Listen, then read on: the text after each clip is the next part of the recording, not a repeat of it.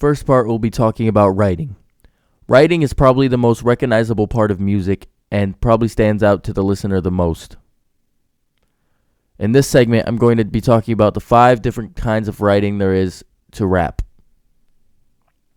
The first type of rap writing is storytelling. This is when the rapper or the MC has a significant or traumatic time in their life and they use lyrics and rhyme schemes to present said event in a natural and rhythmic way.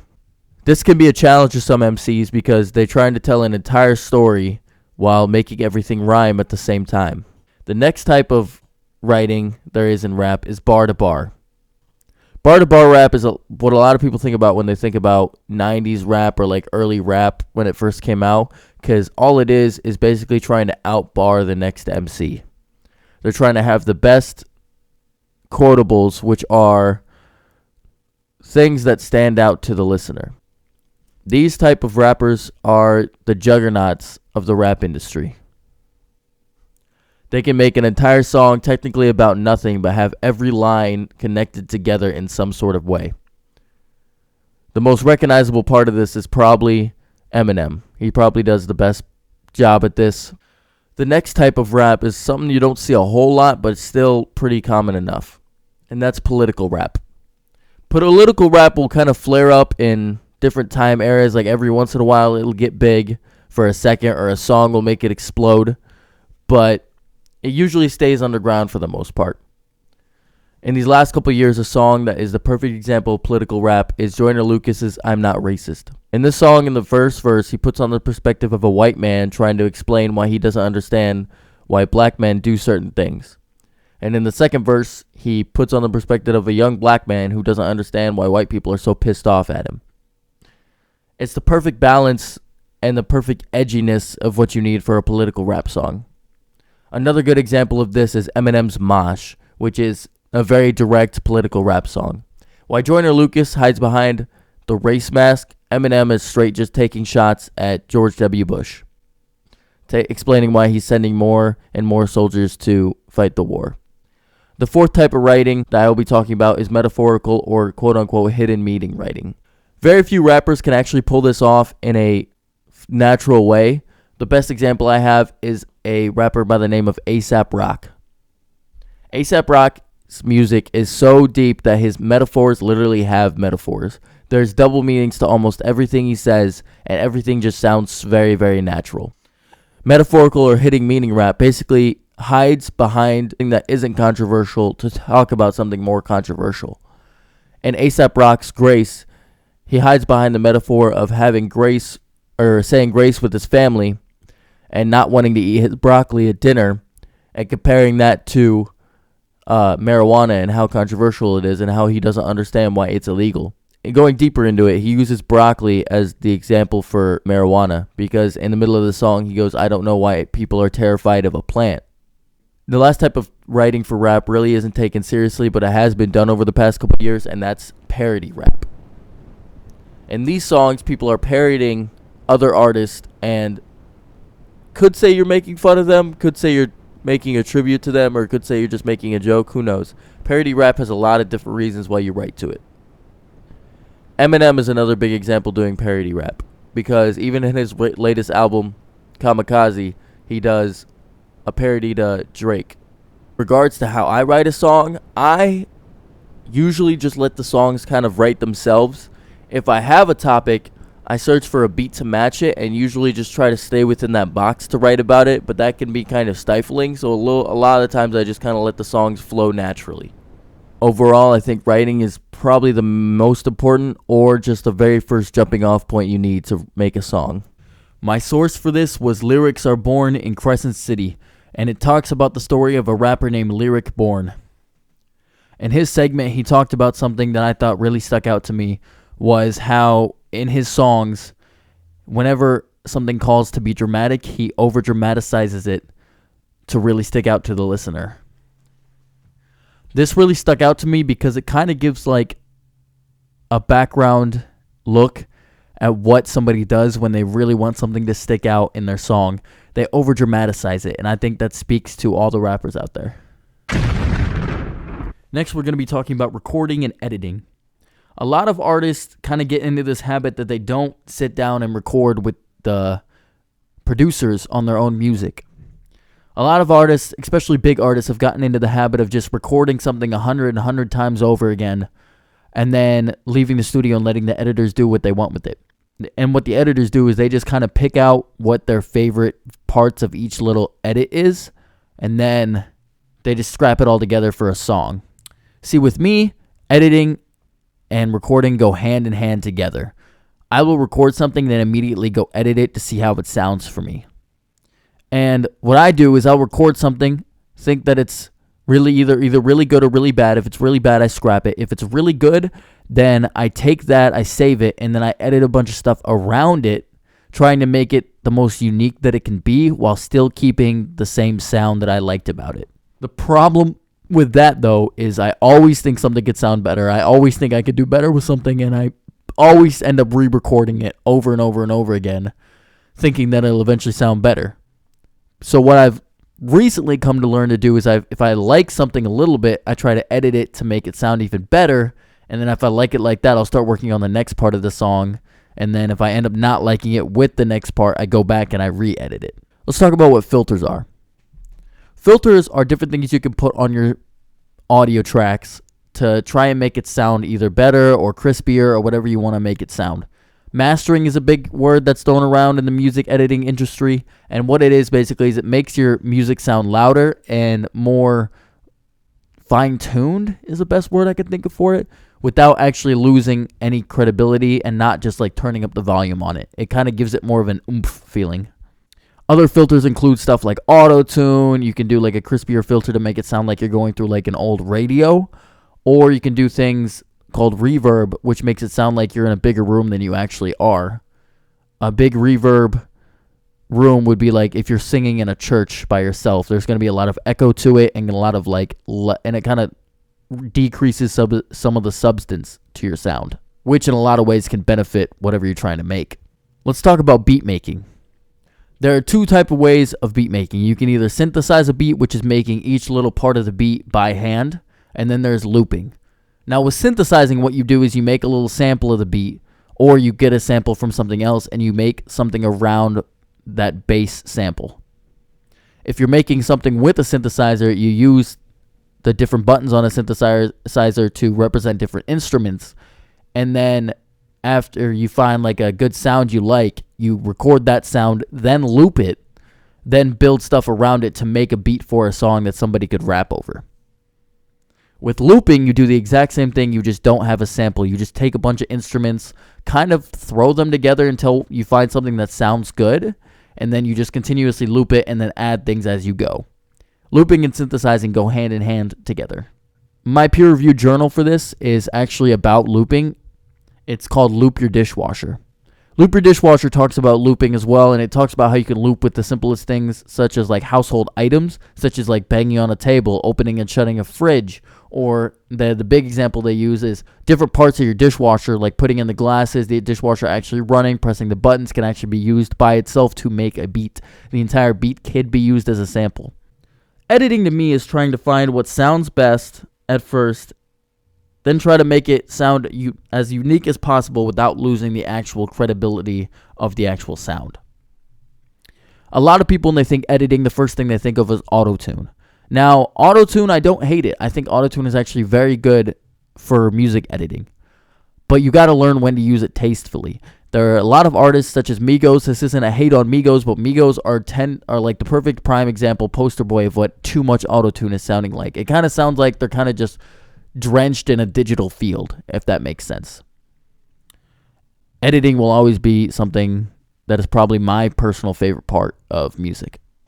The third part I will be talking about is after the album is quote-unquote done, putting the rest of the album together. First things first, you need to have most of your album like 90% done before you even start thinking about doing the finishing touches of the album. I know it sounds like a simple concept, but there's been a lot of artists over the years who kind of jump into the final productions of it without actually caring about the music. I think one person, a good example of that is Kanye. His music tends to kind of run together and only be about a minute or two long with a lot of his newer stuff, and I think it really shows. Another example that doesn't involve music is the DC universe, because with the Marvel universe, it's been kind of bred over these last 10 years, but with the DC, they try to do a Justice League movie right away and then try to do stuff after that, and it really shows how exactly that can screw up your entire plan. One thing to do with putting the rest of the album together is you need to finish the features. My advice to anybody trying to do that is get 90% of your songs done.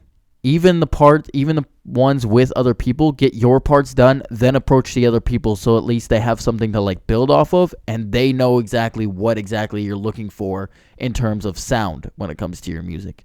They can have something that they can write off to, that they can bounce off. And when you're editing their voice, or whoever is editing their voice, or when you go over their voice in some sort of, whenever you have a hold of their vocals, you need to make sure that you're not editing, or you're not looking to edit them the same way that you do your own vocals. You need to make sure that they have their own unique pros and cons to their vocals, and you need to make sure that you're looking at what sounds good with their vocals so you can make their vocals stand out in your song as well, making the overall song seem unique to each person's vocals.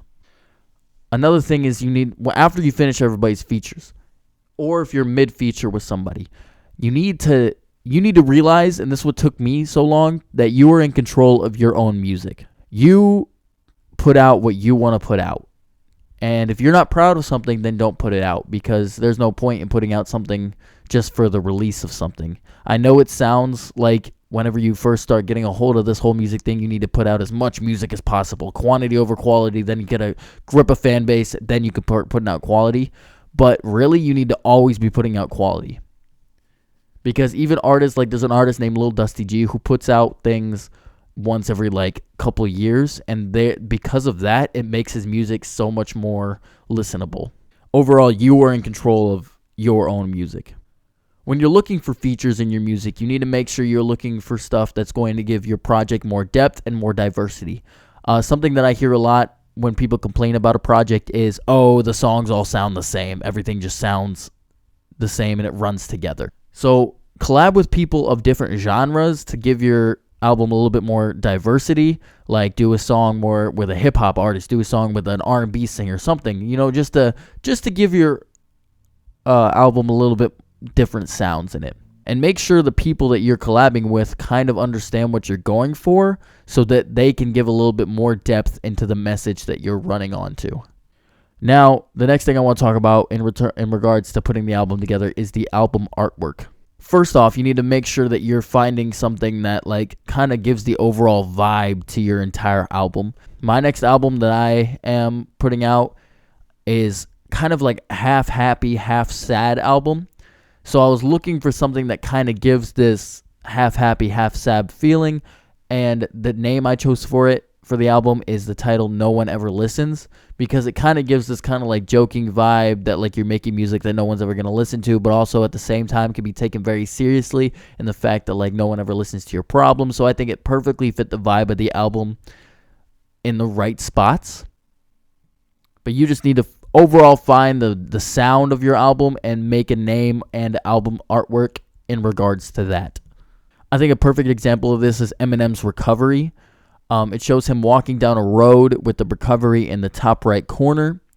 And it just, with the song Not Afraid, the very first single, it really shows kind of his recovery. It shows his recovery, and it's kind of him walking down, showing that everything in a recovery is a constant walk. It's a constant struggle. You're constantly always thinking about doing stuff, and it's just a never-ending road.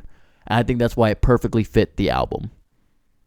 Even with the songs like 25 to Life, or the songs like Almost Famous, where it's kind of these hard-hitting tracks, just the album artwork makes it so iconic that it just sticks to it. My source for this part of the video is the interview with Juan Abando, who is known for making his album artwork. Something that really stuck out to me in his interview is he talked about how important social navigation is. Since Juan doesn't actually make any music, he's just making the artwork. Social navigation first off needs to be talking to the artist to see what the artist wants, so that they can create an image together that communicates those two especially. And the artwork also needs to be able to communicate whatever message you're talking about in the album overall to the listener. because the album artwork is the very first thing that the listener is going to see. Another thing is the artwork needs to be very approachable. You don't want to have this social statement unless the music that you are making is a social statement. In that case, the artwork needs to not be approachable and needs to make you think and kind of offend you in some sort of way. Juan Abando also talks about how he hates working with big companies because the big companies have rules and criteria for what you can do on the artwork, so it kind of feels like, he said, it feels like working inside a box, which is just so stifling for anybody making music or anything involving music. All in all, the artwork is the face of the product and the very first thing that the listener is going to see, so you need to make sure you have something that really, really gets the message across of what you're trying to say. The next thing I wanted to discuss is the actual marketing aspect of music.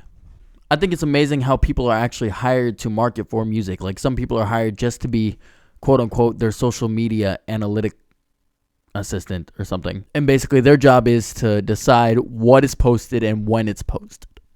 Like, for example, for an album announcement, for the most part, people are hired to actually put on their social medias when an album is coming out and when to announce it.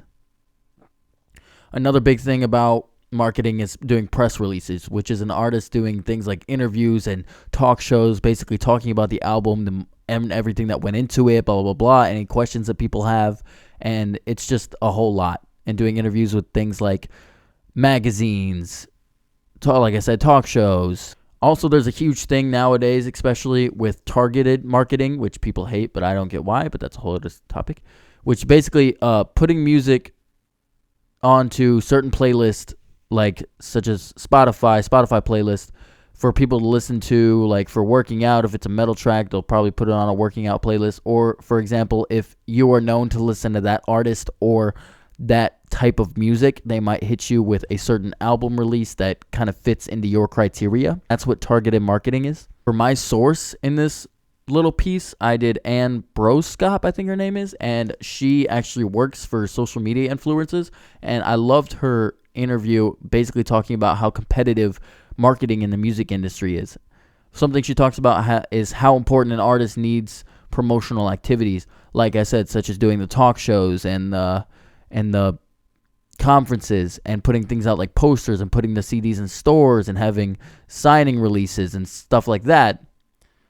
And the perfect example she did is how they had Prime Minister Jean from Canada actually do a small press conference with Avril Lavigne and have him post that he is listening to Avril Lavigne's new album, which I thought was interesting because it kind of gives Avril Lavigne a new type of listener, because people who follow that type of politics for Canada, probably an older crowd, really isn't going to be into Avril Lavigne. So having him listen to it, people might be like, oh, who's this? And actually go and listen to it. She also talks about how important media exposure is, and that goes back to the whole social media thing about what to post when. You need to constantly be posting. You need to constantly be relevant. You have to be doing something, especially for big artists like Post Malone, J. Cole, Kendrick Lamar. They always have to be doing something and always have to be working on something, and they always have to be somewhere. Personally, on a smaller note, for me, what I'm doing for my marketing for my next album is I'm working with a distributing company named 31 Records, who will help me with some of the targeted advertising, doing some local stuff. They are also helping me put out some merchandise such as clothes, hoodies, hats, whatever. They're also going to be helping me book some smaller shows so I can get my name out there. And they're helping me make physical copies of my albums to hand out to different stores. Maybe I can get it in a couple people's hands. Maybe I could sell it at certain festivals. Who knows? Basically, you always need to be actively looking for new listeners when it comes to marketing. The final thing I wanted to talk about is rap as a culture. I use Time Magazine as my last source because they did an article about how rap basically reascended to become the sound of the mainstream. In the 90s, rap was the mainstream, and everybody was listening to rap. Then it kind of died down when the whole pop culture kind of phase went through. And now rap and pop kind of go hand in hand, which I think makes rap get kind of like a bad rep. Especially nowadays with sad boy rap becoming so popular, rap is now becoming this thing where it's kind of there's different cultures within the culture. But overall, I think rap kind of came to be this voice for the voiceless because, you know, we had metal, we had rock, we had jazz, we had all these different things. But like, what about for people who are living in poverty? What was their voice? And that's exactly what rap started out to be. It started out to be this voice for the poor, this struggle kind of voice. And nowadays it's kind of gotten intrused with partying, which is neither a good nor bad thing. You know, music evolves. But I think rap will always have this fan base of people who are just struggling through life and just want to be able to have something that's just sounds natural and flows, such as rhymes. I think rap kind of stuck out to me because of how aggressive it was and just how it gets you pumped while also not screaming in your ear, and just how natural it sounded. It sounded like a conversation with someone talking to themselves, because the very first rap song I ever heard was Eminem's Not Afraid, and it was kind of like a conversation with himself about his recovery, and that kind of stuck out to me. Because prior to that, all I listened to was stuff like 3 Days Grace and just a bunch of rock. And I think that kind of shows in my music now, because I have a very rap-based music, but has a lot of rock, emo elements. Overall, rap will always be this beautiful thing to me, and I hope it is to you.